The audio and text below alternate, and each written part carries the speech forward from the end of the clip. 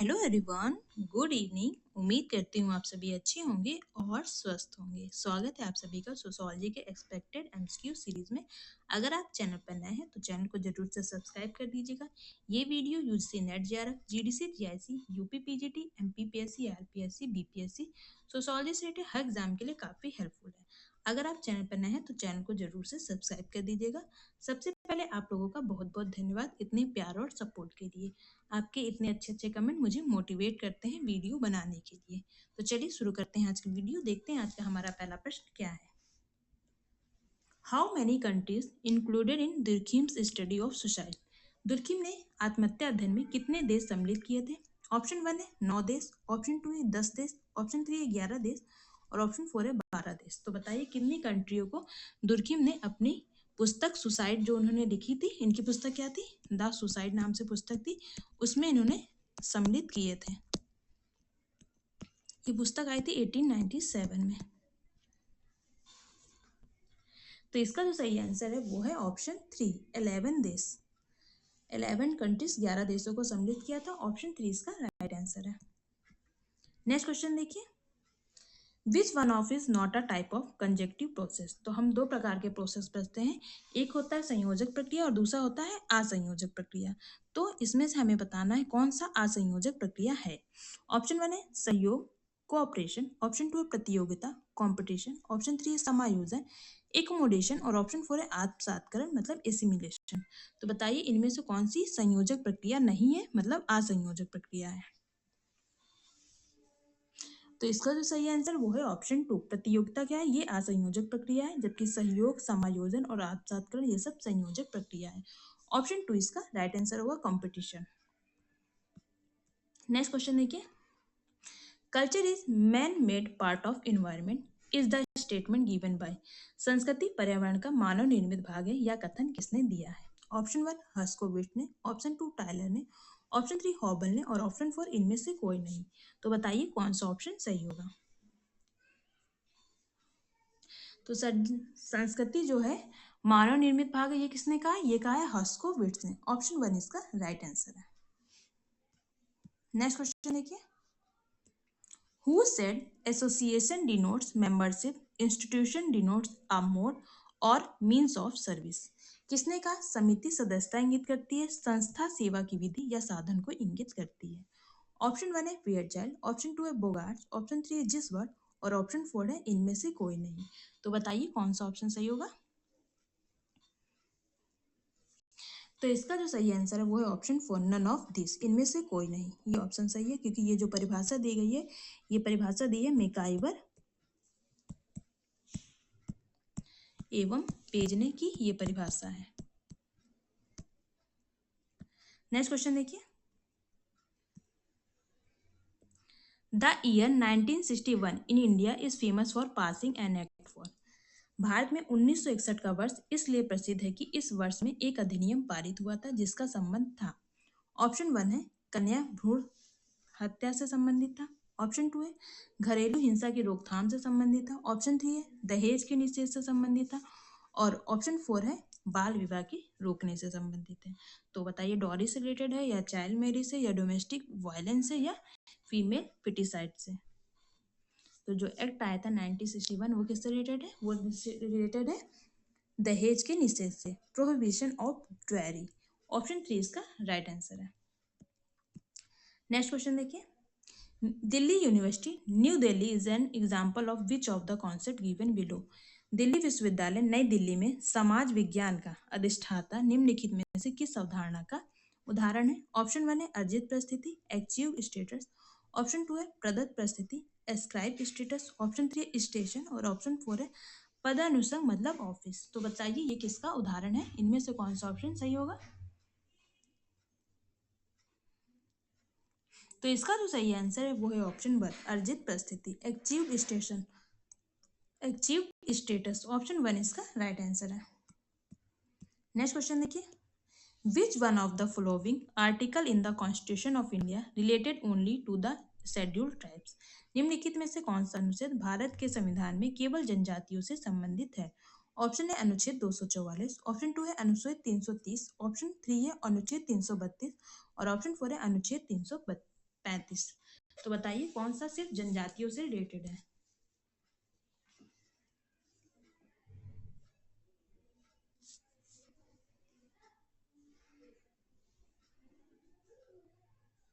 तो इसका जो सही आंसर है वो है ऑप्शन 1, अनुच्छेद 244। ऑप्शन 1 इसका राइट आंसर है। नेक्स्ट क्वेश्चन देखिए, who has argued that science is science whether in physics और सोशोलॉजी। किसने कहा विज्ञान विज्ञान ही है, चाहे वह भौतिक शास्त्र में हो या समाज शास्त्र में। ऑप्शन 1 है कार्ल पियर्सन, ऑप्शन 2 है P.H. लैंडिस, ऑप्शन 3 है जॉर्ज लुंडबर्ग और ऑप्शन 4 है P.V. यंग। तो बताइए ये परिभाषा किसकी है इनमें से। तो इसका जो सही आंसर वो है option 3, George A Lundberg. Option 3 इसका राइट आंसर होगा। नेक्स्ट क्वेश्चन देखिए, which article of Indian constitution provide right to freedom of religion. भारतीय संविधान का कौन सा अनुच्छेद धार्मिक स्वतंत्रता का अधिकार प्रदान करता है। और ऑप्शन 1 अनुच्छेद 19, ऑप्शन 2 अनुच्छेद 23, ऑप्शन 3 है अनुच्छेद 25 और ऑप्शन 4 है अनुच्छेद 29। तो बताइए धार्मिक स्वतंत्रता का अधिकार किस आर्टिकल में हमें दिया गया है। तो इसका जो सही आंसर है वो है ऑप्शन 3, अनुच्छेद 25, आर्टिकल 25 फ्रीडम ऑफ रिलीजन से रिलेटेड है। ऑप्शन 3 इसका राइट आंसर होगा। नेक्स्ट क्वेश्चन देखिए, Pareto's theory of circulation of elite is an example of. Pareto का अभिजन का संचरण का सिद्धांत किसका उदाहरण है। ऑप्शन 1 है सामाजिक परिवर्तन का, सोशल चेंज का, ऑप्शन 2 है सामाजिक नियंत्रण का, सोशल कंट्रोल का, और ऑप्शन 3 है सामाजिक स्त्रीकरण का, सोशल स्ट्रेटिफिकेशन का, और ऑप्शन 4 है समाजीकरण, सोशलाइजेशन का। तो बताइए अभिजात वर्ग का परिभ्रमण का सिद्धांत किसका उदाहरण है इनमें से।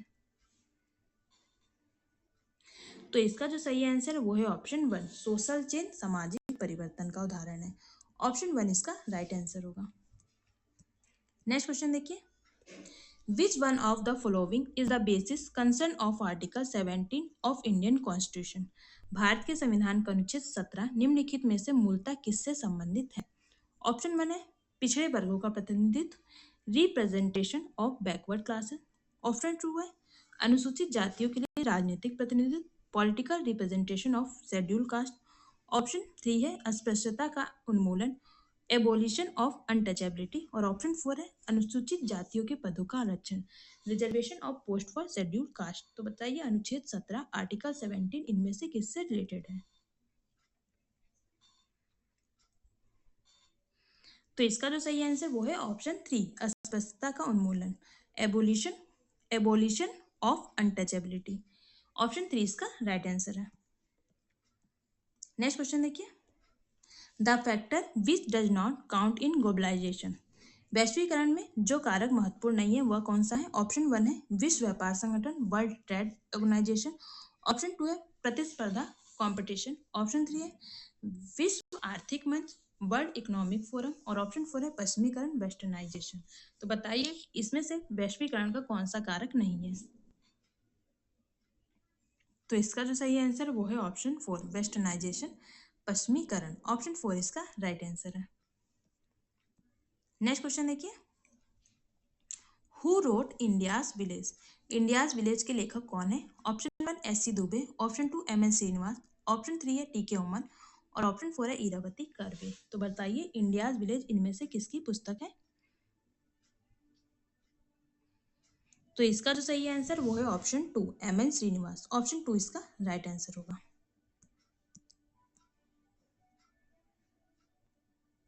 नेक्स्ट क्वेश्चन देखिए, which article of the constitution deals with the appointment of a minister in charge of tribal welfare.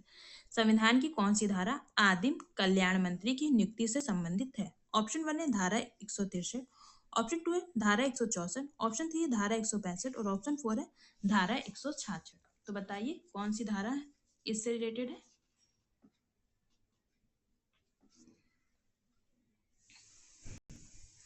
तो इसका जो सही आंसर वो है ऑप्शन 2, धारा 164, आर्टिकल 164। ऑप्शन 2 इसका राइट आंसर है। नेक्स्ट क्वेश्चन देखिए, which of the following factor is not a hindrance in national integration.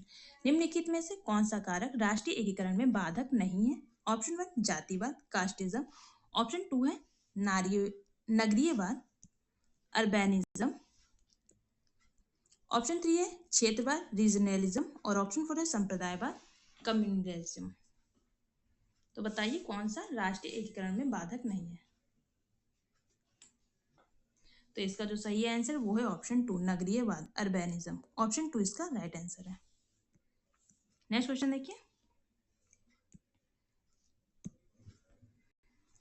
कभी कभी पता नहीं वीडियो बनाओ तो जबान फिसलने लगती है, वर्ड गलत प्रोनाउंस हो जाते हैं। According to the census 2011, which of the following states UT has the highest percentage of scheduled tribe population as part of its total population? Option 1 है लक्षद्वीप, ऑप्शन 2 है मिजोरम, ऑप्शन 3 है नागालैंड और ऑप्शन 4 है मेघालय। जनगणना 2011 के अनुसार निम्नलिखित में से किस राज्य केंद्र शासित की जनसंख्या में अनुसूचित जनजाति की जनसंख्या का प्रतिशत अधिकतम है?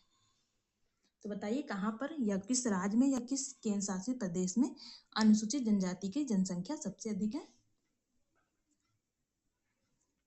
तो इसका जो सही आंसर वो है ऑप्शन 1, लक्षद्वीप। ऑप्शन 1 इसका राइट आंसर होगा। कितनी है यहाँ पर? 94.8% शेड्यूल्ड ट्राइब है। और सेकंड नंबर पे हमारा आता है मिजोरम, यहाँ पर कितना है? 94.4%। अगर राज्य पूछा जाता तो हम इसे टिक करते हैं, और केंद्र शासित में अगर है, दोनों ही ऑप्शन है, तो केंद्र शासित में तो इसका ज्यादा है, लक्षद्वीप का। तो इसका जो सही आंसर है वो है ऑप्शन 1। नेक्स्ट क्वेश्चन देखिए।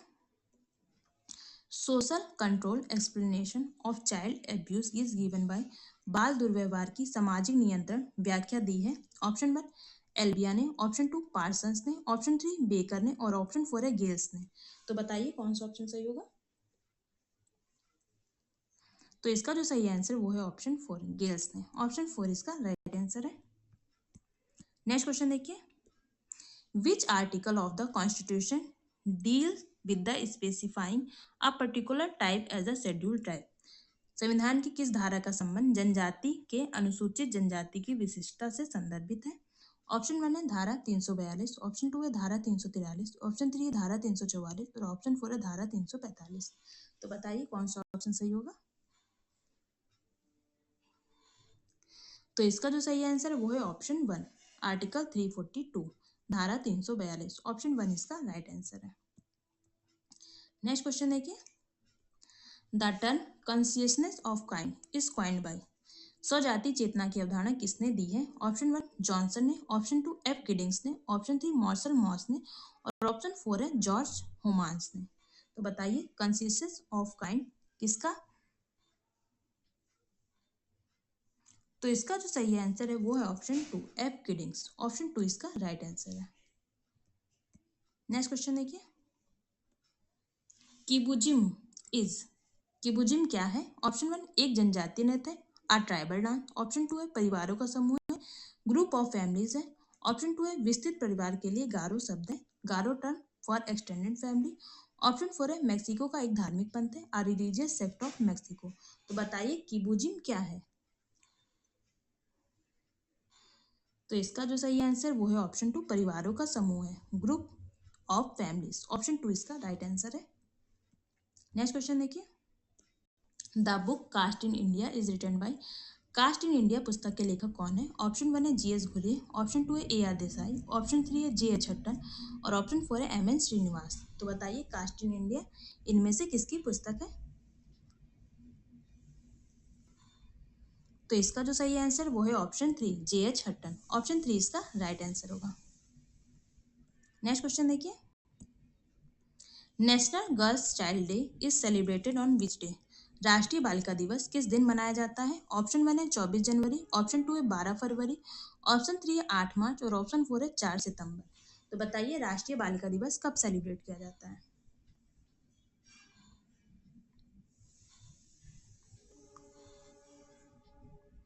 तो इसका जो सही आंसर वो है ऑप्शन 1, 24 जनवरी। ऑप्शन 1 इसका राइट आंसर है।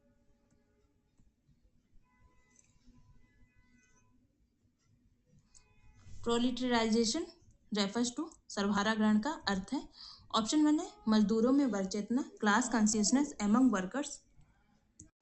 ऑप्शन 2 है मजदूर वर्ग की क्रांति, revolution of working class. Option 3 है वेतन श्रमिकों की बढ़ती संख्या, growing number of wage labours. Option 4 है पूंजीपतियों में प्रतिस्पर्धा, कंपटीशन बिटवीन कैपिटलिस्ट। तो बताइए सर्वहाराकरण का क्या अर्थ है?